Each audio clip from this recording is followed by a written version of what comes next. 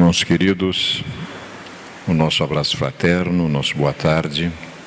A Sociedade Espírita Paz, Amor e Luz honra-se com as vossas presenças no nosso espaço físico. Agora já estamos gradativamente nos assentando melhor, né? O salão aos poucos vai tomando a forma para que nós tenhamos o melhor conforto possível. Nós iremos passar em torno de 1 hora juntos e, sem sombra de dúvida, a proposição será direcionada ao nosso intelecto, do intelecto para o coração, para que possamos nos ajustar em relação às escolhas que deveremos fazer na existência e que sejam as melhores possíveis e nos facultem crescer ético-moralmente, sem sombra de dúvida. O facilitador da tarde será o nosso querido Nelson Pereira de Souza, que já se encontra aqui conosco, companheiro nosso, trabalhador denodado da nossa regional, mas vinculado à Sociedade Espírita Amor e Caridade, que hoje nos dá a honra de nos trazer informações importantíssimas para todos nós. Ele irá abordar parte do capítulo 5º do Evangelho segundo o Espiritismo, Bem-aventurados aflitos, e a lição que ele traz para nós é se dever-se-á por termo as provas do próximo, né? Nós, antes de passarmos a palavra ao facilitador, queremos dizer que agora, às 18 horas, a exposição vai estar sob nossa responsabilidade e nós estamos ainda homenageando a obra O Céu e o Inferno, que faz 150 anos agora no dia 1º de agosto. E de lá nós vamos trabalhar então a temática, um dos exemplos que a obra nos propõe, 64, que o codificador colocou na sua segunda parte, Max, o Mendigo. Iremos trabalhar reflexões sobre castelos externos e estrebarias internas. A seguir, a nossa próxima tarefa será terça-feira, com a doutora Adriane Viola Bacarim. Ela irá trabalhar Minha Família, o Mundo e Eu, às 18h15 de terça-feira. Depois, quinta-feira, estará conosco o doutor Gilberto Aliev, trabalhando o aspecto do perdão. Pedir e receber perdão, como fazer. E no próximo sábado, também 2 exposições, como nesse horário agora, A Verdadeira Desgraça, com a doutora Leoni Preste Naldino. E às 18 horas, a nossa conselheira Vânia Maria de Souza, trabalhadora denodada também do movimento, vai trabalhar a alegria de servir. De maneira que é o que se projeta daqui a pouco mais às 18 horas e depois até a próxima semana. Nós vamos fazer a nossa prece, em seguida faremos a leitura introdutória e o nosso Nelson vai nos conduzir na reflexão. Unamo-nos em pensamento, vamos orar.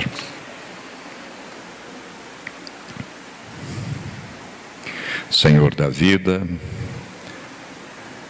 reunidos mais uma vez,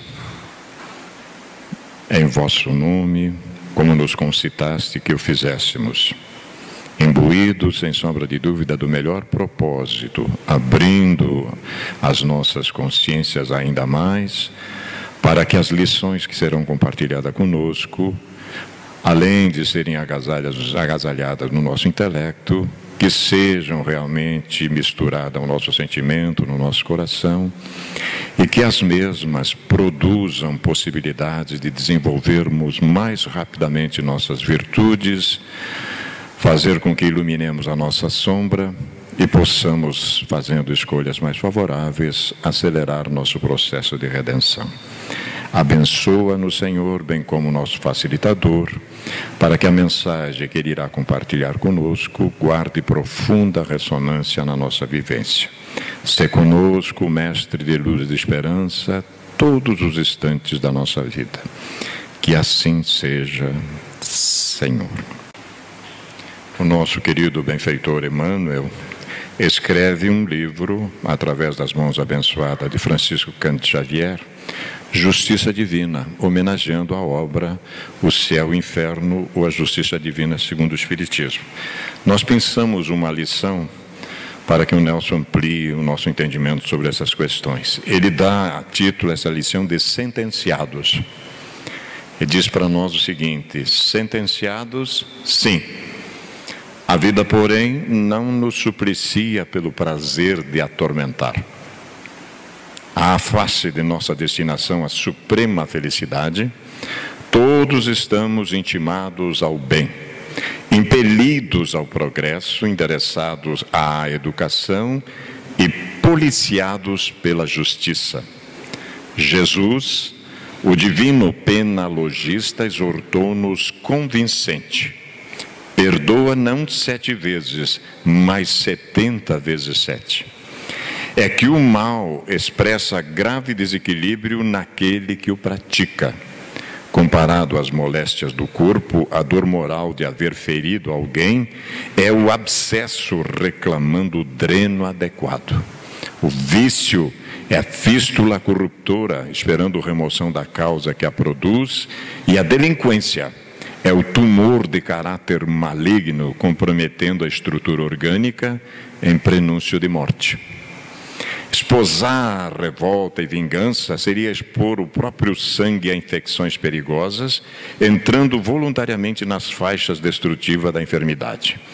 Tolerância e perdão, por isso, constitui profilaxia e imunização infalíveis. Diz Allan Kardec: as penas que o espírito experimenta na vida espiritual ajuntam-se às da vida corpórea, que são consequentes às imperfeições do homem, às suas paixões, ao mau uso das suas faculdades e à expiação de presentes e passadas faltas. Esparze desse modo as vibrações confortativas da prece sobre todo aquele que caiu no logro do mal. O caluniador está sentenciado à repressão da própria língua. O desertor está sentenciado à frustração que marcou a si mesmo. O ingrato está sentenciado ao arrependimento tardio. O ofensor está sentenciado ao ferrete da consciência. O criminoso está sentenciado a carregar consigo o padecimento das próprias vítimas. Como isto é verdade, meus queridos. Nós vamos ver aqui no texto. Além disso, cada conta exige resgate proporcional aos débitos assumidos, com o remorso de quebra. Assim, pois, à frente do irmão que te golpeia, recolhe-te em silêncio e esquece todo o mal. Não precisas indicá-lo a esse ou aquele castigo perante a barra dos tribunais, porque o maior sistema de punição já está dentro dele. Nós vamos ver, então, esta situação muito mais particularizada na voz do nosso querido Nelson. Vamos ouvi-lo. Caríssimos, a nossa saudação de paz a todos, o nosso abraço fraterno.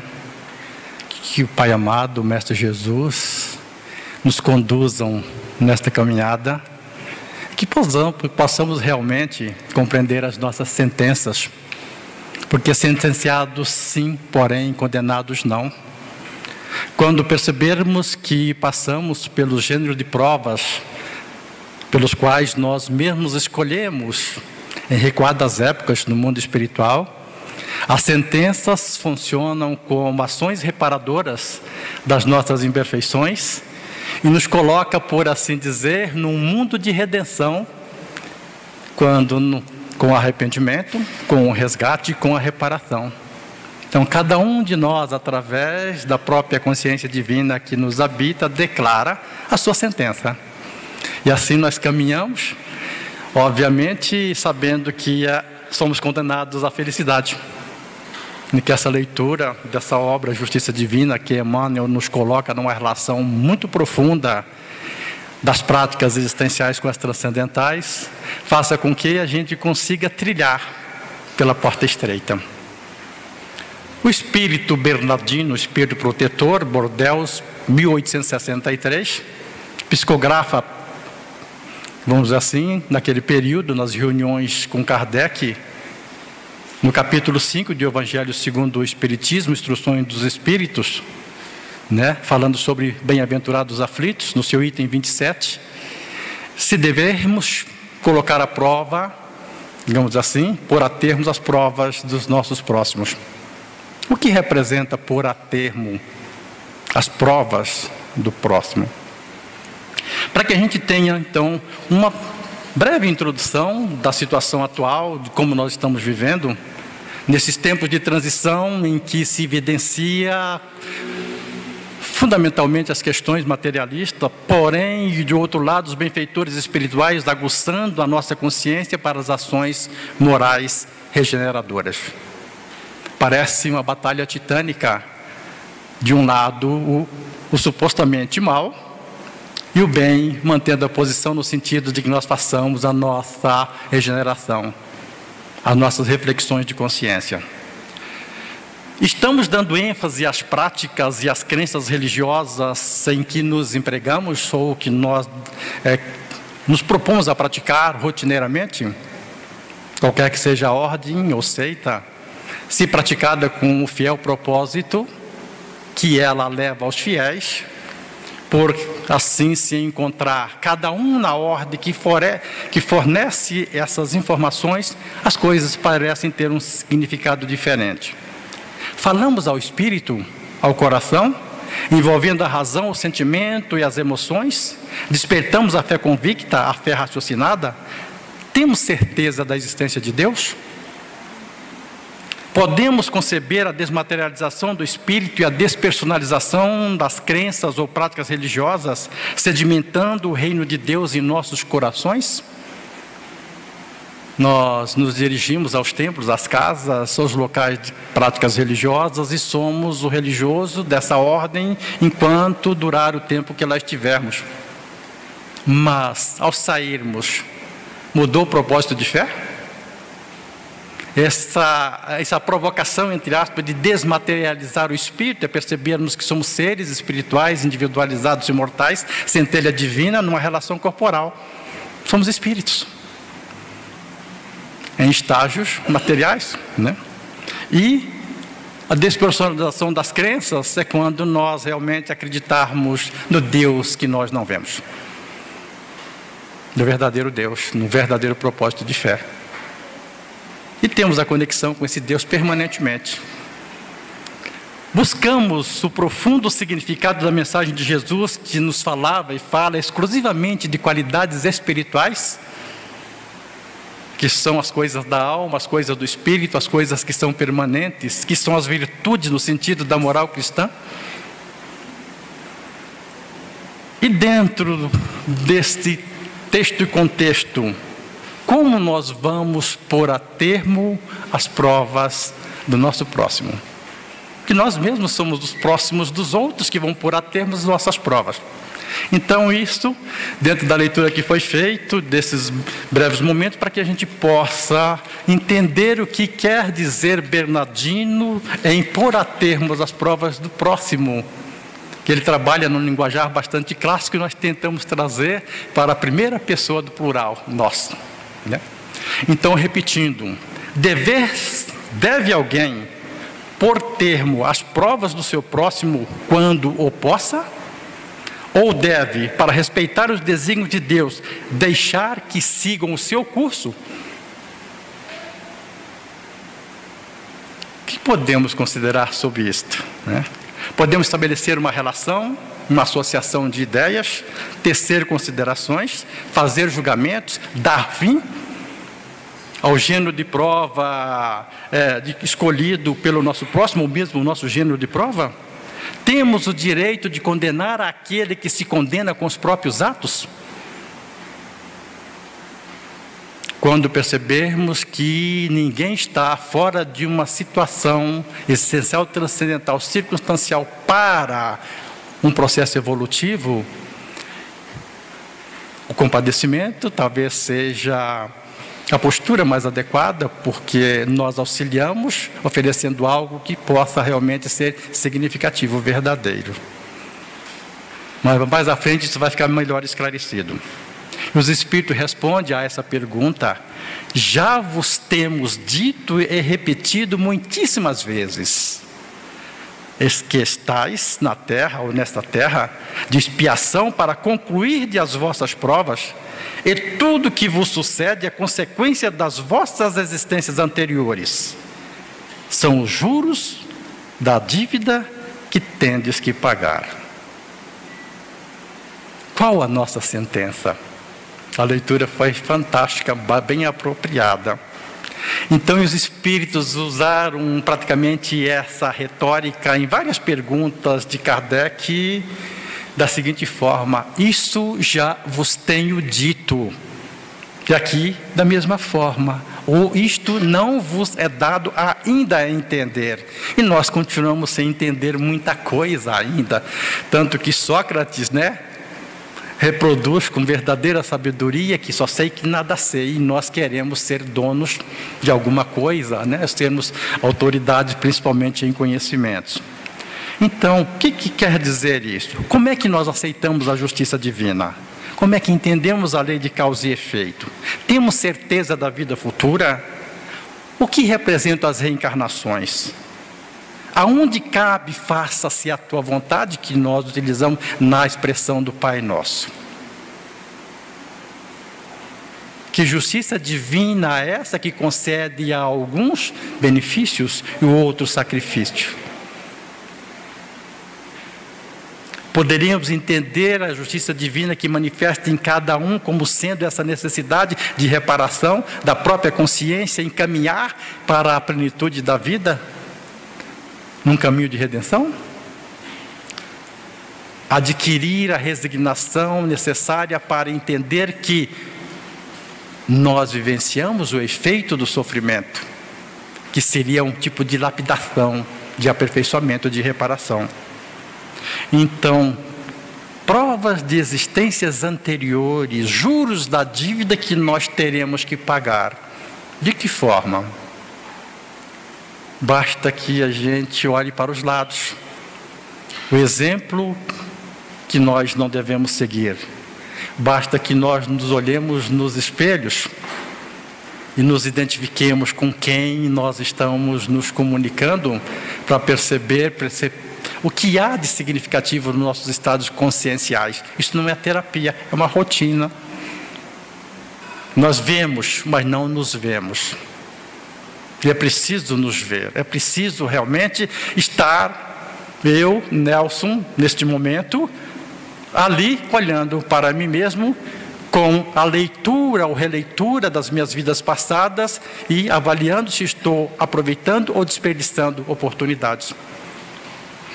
Que Deus sempre nos oferece tudo o que precisamos, porém, o que queremos, nem sempre.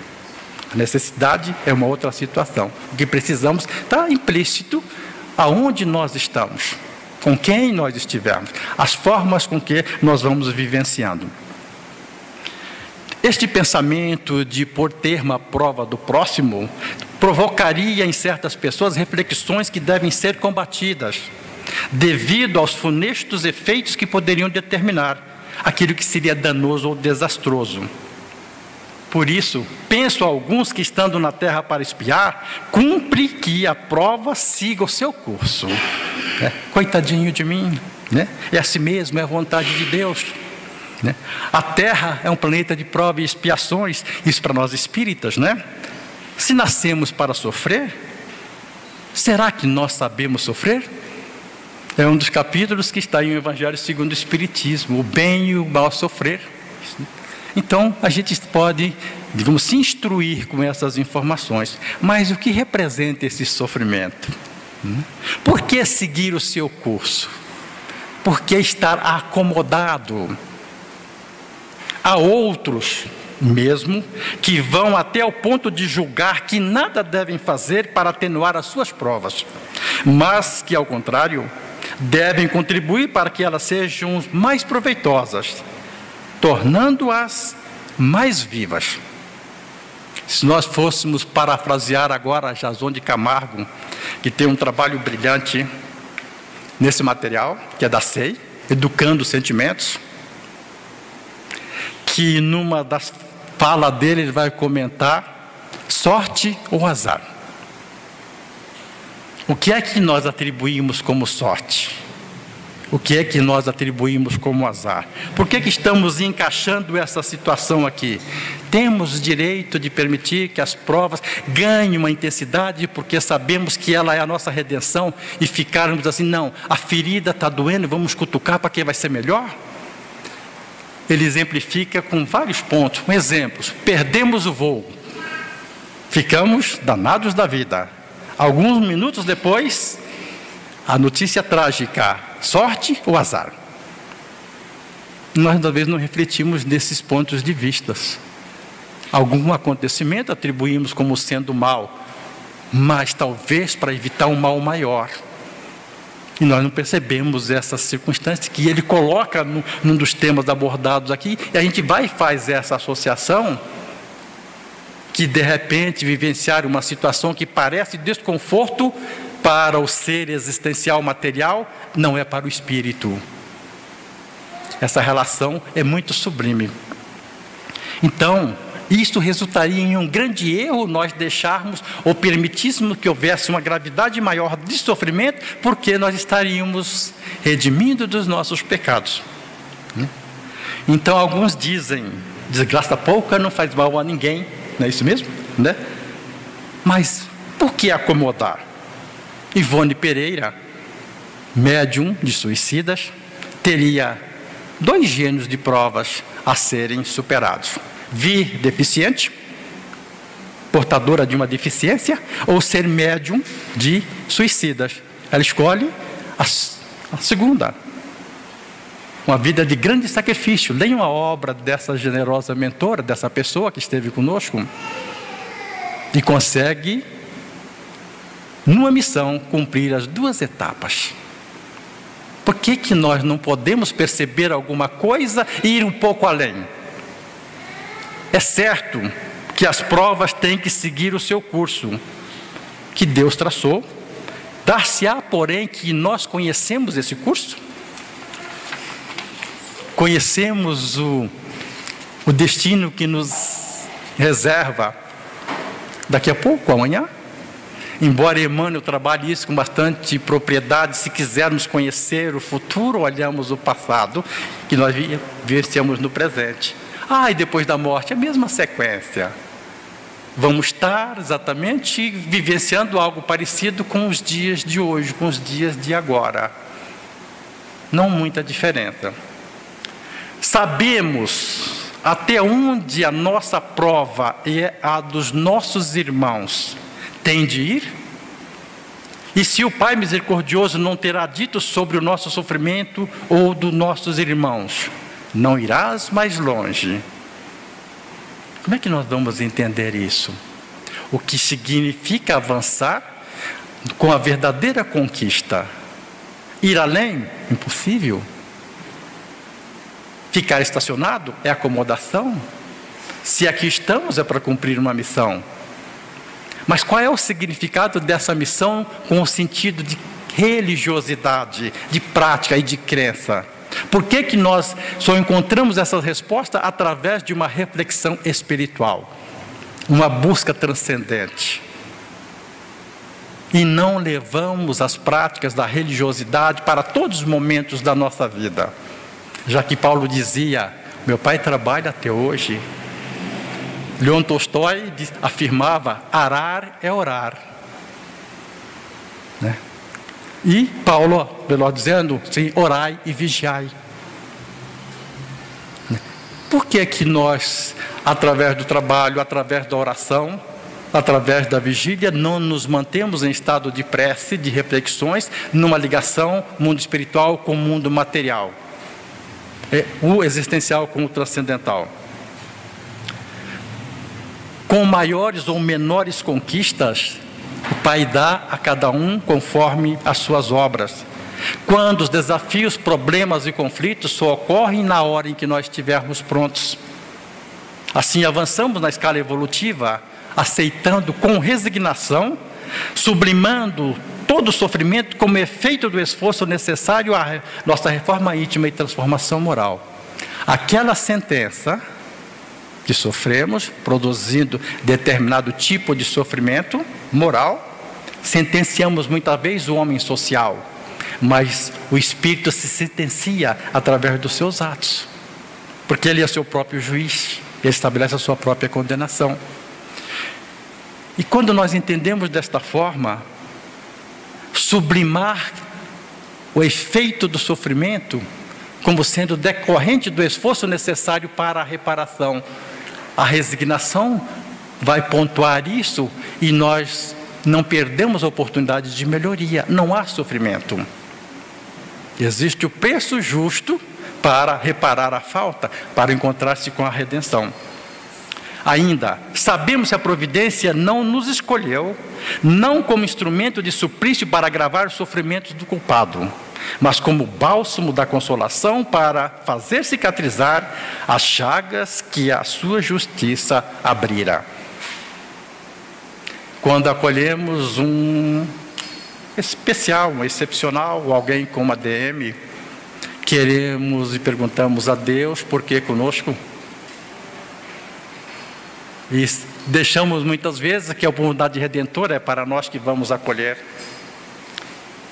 E se nós realmente pudermos dar a esse ser uma qualidade de vida, esse bálsamo, essa consolação, para cicatrizar as suas chagas, que vão fazer com que as nossas também sejam cicatrizadas.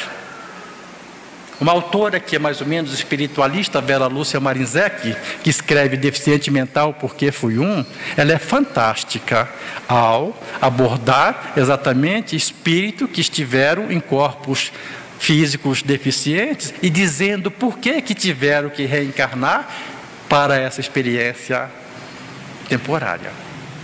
Aí nós entenderíamos porque ainda há tantos e tantos que precisam passar por esse resgate até adquirir a consciência pensante. O céu e o inferno também nos contempla com vários exemplos nesse sentido. E às vezes nós queremos a preciosidade. Doutor, ele é normal? Não é isso que muitas vezes acontece? Nós que somos avós, né? E sabemos que isso realmente é uma rotina na nossa vida. O que é ser normal? Quando um dos nossos irmãos for atingido, não devemos dizer, é a justiça de Deus, importa que siga o seu curso. Né? Não devemos dizer, até uma outra passagem muito breve de um espírito que nasce especial em um lar espírita e todo mundo que já sabia o que aconteceu, o que ele fez, o que ele vai pagar agora desta vez. Até que um dia resolve evocá-lo. Ele está feliz da vida, porque não ia praticar os atos que praticou anteriormente, vivenciando aquele estágio, e junto com as pessoas que contribuíram para aquele mal passado. Ou seja, a redenção é de ambas as partes. Não é só, nós não estamos fazendo favores a ninguém. E o gesto maior é quando nós buscamos esse lá fora, que é nosso irmão por parte de pai maior. Né? Então, é a justiça de Deus. Deus é culpado por tudo? Seguir o seu curso? Mas como é difícil acertar e aceitar a porta estreita. Essa é uma das portas estreitas que nós passamos. E fundamentalmente quando adquirimos todas as faculdades pensantes e nos tornamos espíritos, nós temos que abraçar essa causa de uma maneira sublime e profunda. Porque como espíritos já sabemos, nenhuma oportunidade vem sem que para nós represente uma finalidade. E nós aproveitamos ou desperdiçamos. Devemos dizer antes, quando alguém passa por isso, vejamos que meio o Pai misericordioso nos pôs ao nosso alcance para suavizar o sofrimento do nosso irmão. Que meios ele coloca? A doutrina nos diz que não são os que precisam de médico. E que a quem mais for dado, mais será cobrado. Que adianta eu ganhar o mundo e me perder em mim mesmo? Então, se eu tenho, por que não compartilhar? Se eu sei que o outro é doente, por que eu não ofereço o remédio? Um acolhimento, um gesto sublime, fraterno, uma prece, uma oração, um entendimento, um olhar sublime, um abraço fraterno, coisa simples. Uma sessão, ceder o ouvido para que o outro realmente pertença à classe daqueles que falam e se considerem seres humanos, pessoas.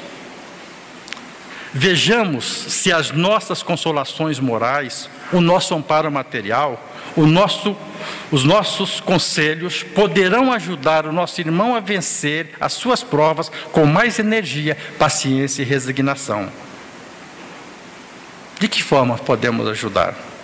Precisamos ajudar, mas temos dificuldade em ajudar o próximo a nos ajudar. É uma metáfora muito bonita. Podemos ajudar, mas temos dificuldade em auxiliar o próximo para se ajudar. São ferramentas. E quantas vezes alguém grita socorro, chega o amparo que não produz efeito. Então, como que nós vamos permitir que alguém nos ajude se nós não nos ajudamos?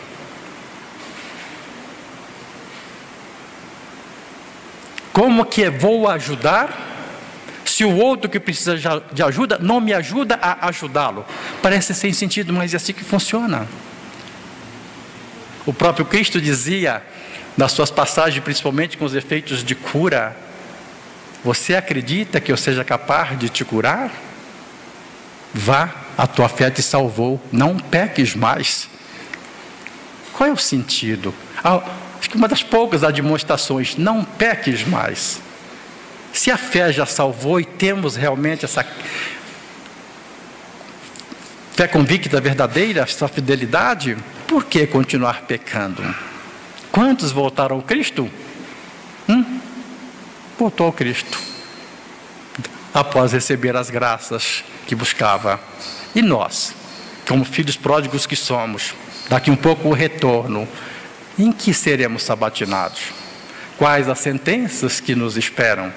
Ou, diz o ditado popular, quando a idade avança e nós vamos percebendo que o retorno se aproxima e a consciência vai abrindo as páginas do livro que ficaram em branco, que nós não anotamos nem cumprimos a tarefa, nós buscamos, através das práticas religiosas, um momento de, digamos assim, de reconciliação. Por isso que a missa das 7 da manhã é cheia de fiéis idosos.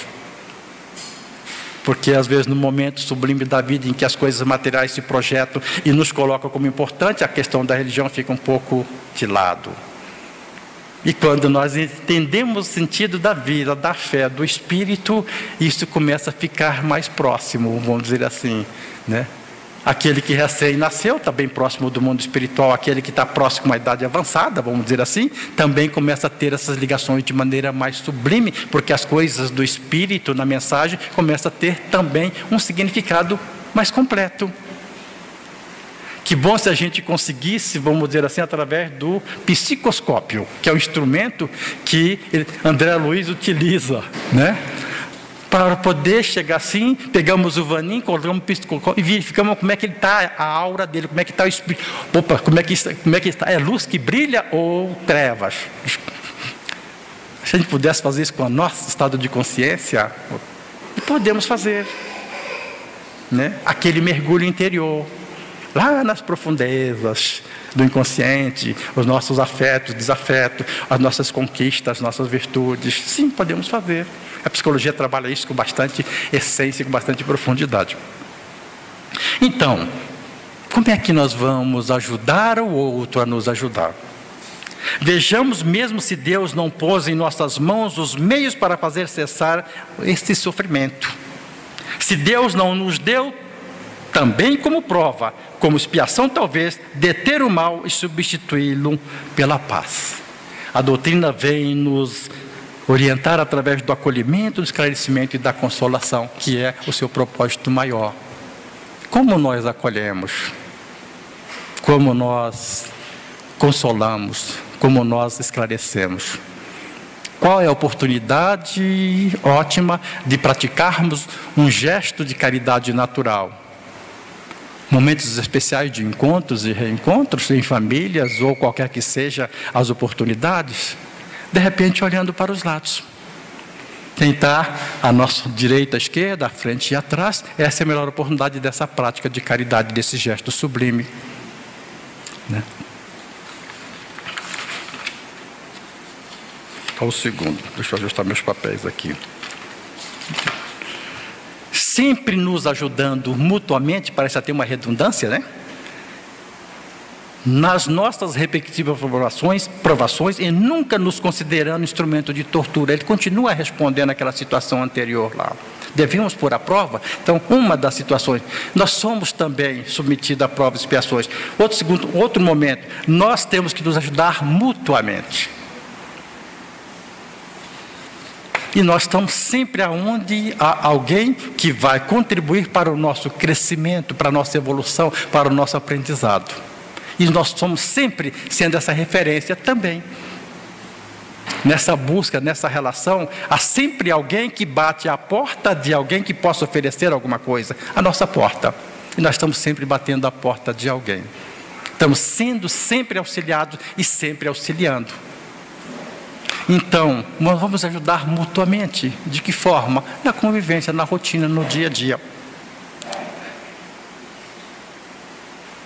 Lá em Mensageiros, o Espírito André Luiz passa uma mensagem muito interessante, com psicografia de Francisco Xavier, que Deus socorre o homem pelo homem, atende a alma pela alma, quando cada um de nós somente pode auxiliar o nosso semelhante, colaborar com o Criador, com as qualidades de elevação que nós já conquistamos na vida.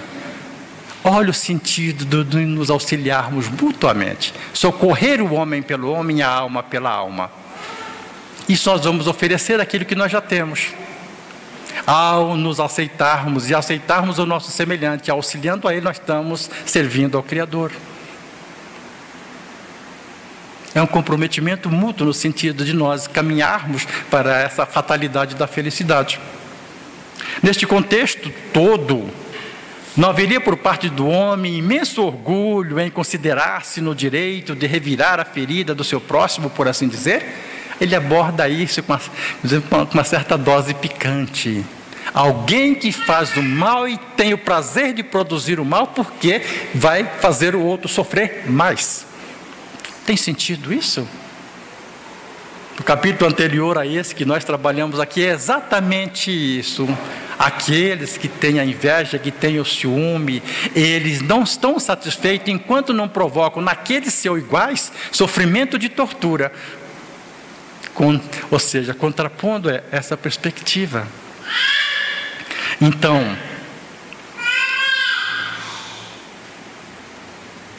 apagar fogo com álcool resolve? Às vezes nós oferecemos essas ferramentas no sentido de contribuir para uma causa inferior. Seria também um orgulho sem sentido aumentar a dose do veneno nas vísceras daquele que está sofrendo, sob o pretexto de que o sofrimento faz parte da sua expiação? Aquilo que já comentamos anteriormente. Tem que sofrer, então que sofra de verdade. Igual disse Emmanuel para Chico em um voo em que a aeronave teve lá os seus solavancos e nós vamos morrer. E então Emmanuel diz, morra, mas morra com dignidade. E nós sabemos morrer com dignidade? Nós sabemos sofrer bem, né? O bem e o mal sofrer, nós sabemos como nós vivenciamos isso? Então, às vezes nós espargimos o veneno da maledicência, da calúnia, da difamação, da indiferença. Às vezes nós deixamos nos ofender pelos melindres, pelo ressentimento e pelo personalismo. Essas são as 3 chagas que as nossas pequenas observações fazemos de nós mesmos quando olhamos no espelho e percebemos que integramos o movimento espírita. Melindre, ressentimento, personalismo. E o problema não são as crenças ou as religiões, são as autoridades religiosas, as lideranças. A religião, a sua síntese é divina. Aquele que bota em prática é que muitas vezes muda os caminhos. E nós não percebemos isso. Né? Devemos nos considerar sempre como instrumentos para fazer atenuar os efeitos das provas e expiações, cessando as dores, as chagas morais e físicas. Devemos nos considerar sempre como instrumentos para fazer atenuar os efeitos das provas e das expiações, cessando as dores, as chagas morais e físicas, aquele que falamos lá atrás. Ao resgatarmos com resignação o sentido do sofrimento, como sendo o efeito do esforço necessário à reparação, ele ganha sentido. modifica o efeito que há em nós, porque em vez de, coitadinho, sublimes, aquele espírito que reencarna com deficiência está alegre porque não vai praticar a mesma maldade. Todos nós estamos na Terra para espiar, mas todos, sem exceção, devemos nos esforçar para abrandar a expiação dos nossos semelhantes de acordo com a lei de amor e caridade. Aí nós vamos ter algumas considerações a respeito desse sentido de amor e caridade, né? Devemos considerar que somos seres espirituais, individualizados e mortais, centelha divina, em uma relação corporal, criados simples e ignorantes do bem e do mal, mas com capacidade de caminharmos para Deus com a consciência de nós mesmos, por sermos dotados de amplas faculdades para praticar o bem. Somos nós, com todas as virtudes, com todo, vamos dizer assim, latente aquele aparato da beatitude de espíritos puros, mas ainda num porão depositado que não se manifesta, que não desabrocha. Não falta nada a nenhum de nós. Falta nós vivenciarmos dia a dia as conquistas de nós mesmos e aos poucos alcançarmos, através desse desabrochar, essa essência de ser.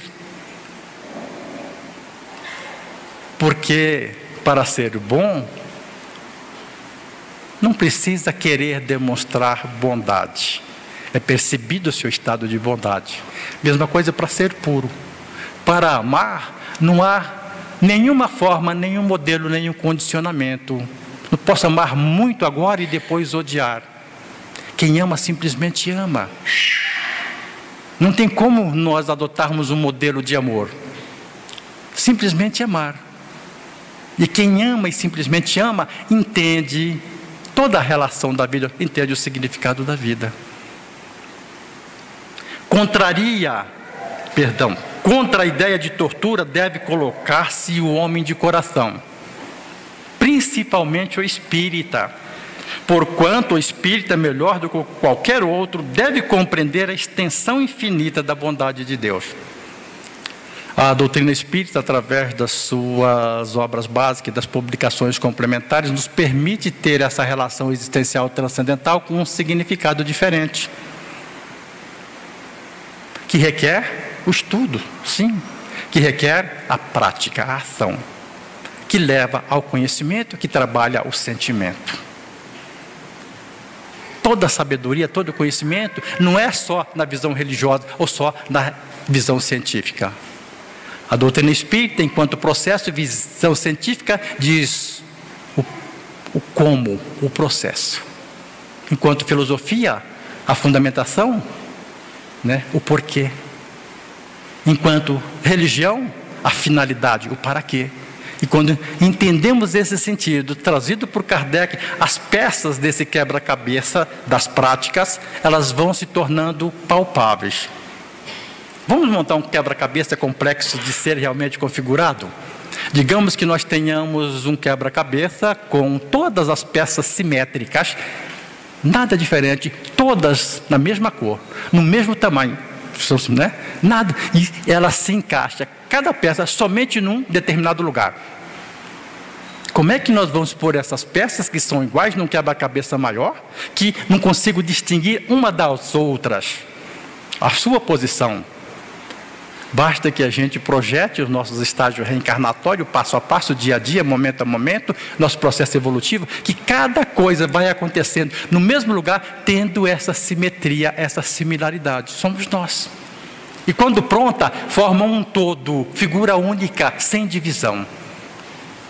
Isso é lógica. E às vezes nós não percebemos que somos essa composição dessas figuras, desses momentos, desse relacionamento, desse encontro e desencontros, e dessa plenitude de que de repente nós olhamos para o espelho e vemos apenas luz. De que forma?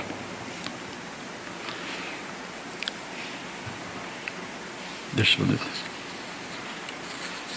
Então, não há necessidade de nós pensarmos qualquer ato que seja diferente da prática do bem. O homem de coração, o espírita, ou seja, que é essa extensão infinita de Deus? Que ela é reproduzida num monossílabo, né? tônico, que os Espíritos dizem na questão número 1 do Livro dos Espíritos, que pergunta: que é Deus? Eles dizem: Deus é. Que baita resposta, vamos dizer assim, né? Deus é. E como é o Deus de cada um de nós? Essa essência divina do vós sois deuses, sol da terra, luz do mundo. Deve o espírita estar compenetrado de que a sua vida toda tem de ser um ato de amor e de devotamento. Que ele faça, ou o que fizer, para se opor às decisões de Deus, estas se cumprirão. Nenhum ato nosso contrário, qualquer que seja as decisões, as leis naturais, elas deixarão de existir. Por que não todo cristão? Por que não todo fiel? Independente de crença, de ordem religiosa.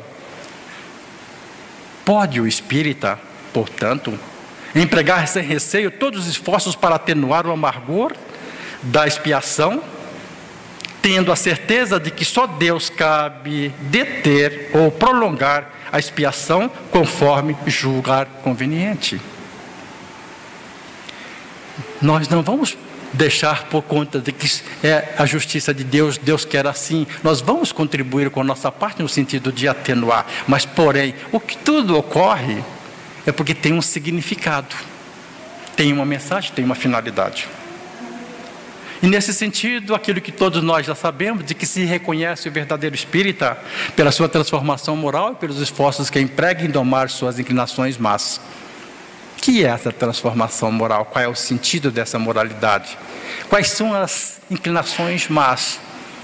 Se nós conseguíssemos botar o psicoscópio no pensamento, quantos deles saem desse caminho de virtude, principalmente nesses momentos especiais que nós estamos vivendo, quando os nossos líderes têm um gênero de prova que eu não gostaria de estar no lugar de nenhum deles. Nós queremos a justiça humana e esquecemos do princípio da justiça divina. Podemos dizer que o verdadeiro espírita percebe a caridade no seu verdadeiro sentido, como a entendia Jesus.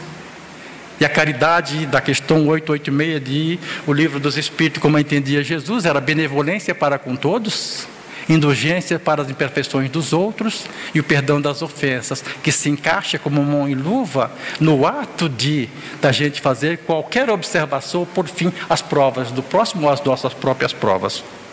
Essa benevolência de querer bem ao próximo, de amar indistintamente. A indulgência para as imperfeições, empregando a clemência, a piedade, a misericórdia e o sentido edificante e nobre dos nossos atos. E o perdão, o esquecimento, que é muito difícil de nós perdoarmos efetivamente e esquecermos. Nesse sentido, o Espiritismo bem compreendido, mas sobretudo bem entendido, nos conduz aos resultados que caracterizam o verdadeiro espírita, bem como o verdadeiro cristão, pois um e o outro são a mesma coisa. Todos nós que preceituamos o Novo Testamento do cristianismo, qualquer que seja a ordem, diferente de outras ordens que trabalham o Antigo Testamento, mas não deixam de ter neles a essência divina, não tem deles, fazemos assim, a força crística, independente da ordem ou do rótulo. E isso vai fazer com que, se falarmos do verdadeiro espírito, do verdadeiro cristão, não poderíamos deixar de fora um verdadeiro homem de bem. Quem é o verdadeiro homem de bem? Nos diz lá no Evangelho, né, no nosso escrito, né? É o que pratica e cumpre a lei de justiça, amor e caridade na sua maior pureza. Lei de justiça, amor e caridade na sua maior pureza, né? E interroga a sua consciência sobre os próprios atos. Podemos fazer isso nos pequenos lampejos de cumprimento da lei de justiça, de amor e caridade, naquilo que já entendemos, puro para a nossa compreensão intermediária, mas altíssimo para aquele que já tem realmente o estado sublime da alma e a compreensão da relação espiritual material, mas que fazendo isso nós estamos caminhando gradativamente para esse desabrochar, para essa, digamos assim, a atitude plena da vida, enquanto vida propriamente dita. O verdadeiro homem de bem deposita a fé em Deus e na sua bondade, na sua justiça e sua sabedoria. Sabe que, se a permissão de Deus, nada acontece e se submete à vontade de Deus em todas as coisas. Só que nós não devemos nos acomodar. Deus quer assim. E submeter-se à vontade de Deus é entender que o princípio divino atua em todo o segmento da nossa vida. Nada está ausente. Que o Cristo nos convida: brilhe a vossa luz diante dos homens para que vejam as suas boas obras. De que forma nós estamos projetando essa luz divina que Ele diz que vós sois Deus, junto à comunidade, junto ao irmão, aproveitando essa oportunidade, não nos opondo à ação do outro, respeitando, de maneira que a gente possa, integrados, vamos dizer assim, nesse gesto solidário. Embora a caminhada seja solitária, né? Mas nesse gesto solidário, a gente realmente ter uma sociedade justa, fraterna e humana. E acima de tudo, com a predominância do espírito humanitário, já que pertencemos a uma humanidade maior. Então, que estas reflexões nos permitam os novos encontros e reencontros com nós mesmos, as novas aprendizagens, bem como a superação de todos os desafios que já comportarmos na nossa capacidade, digamos assim, evolutiva, e que nos permita realmente caminhar por trilhas que nos levam à redenção, por trilhas que nos levam ao caminho do Pai, por trilha que nos leve a esse mundo maior e melhor. Muita paz a todos. A nossa gratidão pela reflexão que o Nelson nos trouxe, material importantíssimo para que a gente mergulhe nele, medite sobre essas proposições e as coloque em prática na nossa vida.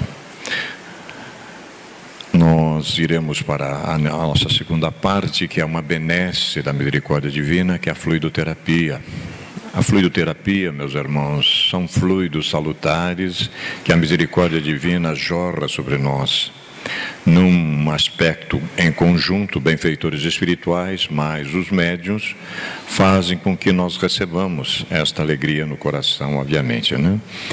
É importante que nesse momento que estamos recebendo a atividade do passe, nos lembremos que muitos dos nossos queridos não tiveram a oportunidade que nós tivemos hoje de chegar à casa espírita. Por pensamento, nós podemos então compartilhar esta alegria interior. E nós vamos fazer isso a partir de agora. Mestre querido, iluminador das nossas consciências, mais uma vez emana do nosso coração uma profunda gratidão, porque enfim despertamos para a nossa realidade maior e em contrapartida verificamos que há tanto ainda por ser feito, mas ao mesmo tempo a consciência plena de que a misericórdia divina impulsiona os nossos corações na direção do conhecimento e de um amor imenso que estamos desenvolvendo por nós mesmos, bem como pelo nosso semelhante. Temos consciência plena disso, Senhor, e tudo envidaremos para que ao regressarmos hoje, mais amanhã para casa, possamos fazê-lo desta vez em condições mais favoráveis. Que as vossas bênçãos, Mestre querido, recaia sobre todos nós, na medida exata em que fizermos por merecê-las. Permita-nos que possamos nos retirar para os nossos queridos, nossos lares, em paz e em harmonia. Que assim seja, Senhor.